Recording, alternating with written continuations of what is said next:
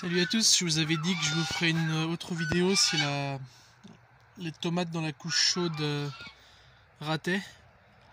Et j'avais commencé à faire une première séquence le 15 mars, on a eu une nuit à -1 degré pendant quelques heures. Et par contre j'ai perdu cette séquence parce que je viens de changer de téléphone. Mais bon, ça n'a pas beaucoup changé depuis, donc ça ressemblait à ça. Ça c'est les pots de tomates qui étaient au milieu de la couche chaude, mais toujours en pot. Ils ont bien grillé. J'en ai taillé quelques-uns, d'autres je les ai pas taillés. Puis on voit que ça repart un peu, mais ça a vraiment pris un gros coup de retard. Et donc la couche chaude, en fait, elle a pas tenu. Elle a pas tenu chaud pendant assez longtemps. Et j'avais pas fermé le voile d'hivernage cette nuit-là parce que je m'attendais pas à ce que la nuit soit pire que les précédentes. Et c'était pas un problème de température, j'ai eu plus froid que ça avant, c'était un problème déjà de durée du gel et de chaleur de la couche. Donc au bout d'un mois seulement, elle chauffait déjà plus assez. Et l'air est resté froid pendant trop longtemps, je pense, cette nuit-là. Par contre, vous voyez que les salades ont bien poussé, que mes choux kale vont super bien dans la couche là. Je vais bientôt y mettre des tomates en plus. Je vous montre les autres tomates de la serre. Alors celui-là avait pris un sale coup, mais il est déjà très bien reparti.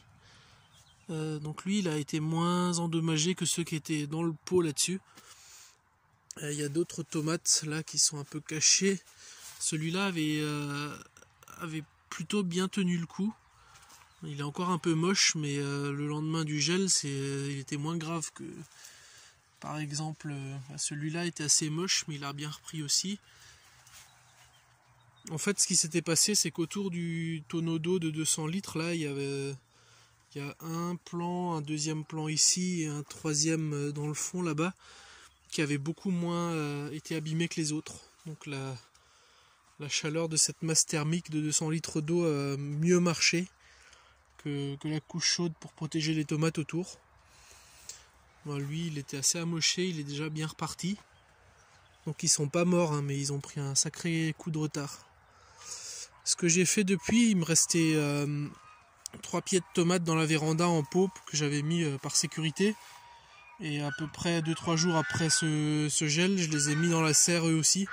Parce que je pouvais pas attendre beaucoup plus longtemps, ils commençaient déjà à fleurir. Ils étaient vraiment très grands pour leur peau. Donc pour eux, ce que j'ai fait, c'est que j'ai mis des pierres aux pieds, des briques. Et là, ils sont en train de s'adapter à la pleine terre. Et ça fait quelques semaines déjà. Il y a des feuilles qui ont bleui un peu. Ils n'étaient pas habitués au froid, ceux-là. Donc plus longtemps ils restent en pot et plus le choc sera violent si on les sort par gel. Mais bon, ils se portent bien, tous les trois. Celui-là, celui-là, celui-là. Celui-là se porte encore mieux que les autres. Il est entre les belles rangées de fèves. Je sais pas ce que je peux dire d'autre sur les tomates. Apparemment, ils ont survécu, mais ils seront jamais comme si je les avais pas sortis en plein gel.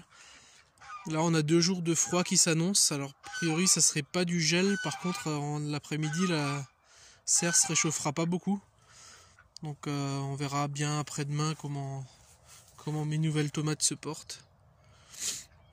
Bon, voilà, c'était juste pour vous donner des nouvelles parce que je vous avais dit que si l'expérience foirait, je vous donnerais des infos. Ça a un peu foiré, mais pas super grave. Les oignons ont encore poussé depuis la dernière fois, là il y a encore poussé. Les tomates en pleine terre, les salades en pleine terre, un peu moins. Alors que les salades en couche chaude, là, qui ont du à peu près 10 cm de terre, et le reste c'est du crottin de fumier pur. Elles se portent vraiment très bien. Et pareil pour les choux. Il y a un chou là qui se porte très bien juste au pied de la couche. Une tomate qui se porte bien aussi. Entre temps, j'ai commencé à sortir les choux, les semis de choux de la véranda dans la serre. Ils poussent doucement. J'en ai mis quelques-uns dehors déjà qui sont pas morts, mais qui poussent beaucoup moins vite que ça. Et puis les patates, les pommes de terre ont tout émergé là de leur couche de paillage. Et dehors, j'ai pas encore osé les mettre dans la couche de paillage là-bas. Donc j'attends après-demain le passage de la goutte froide et puis je pense qu'on sera bon pour les planter. On est le 2 avril.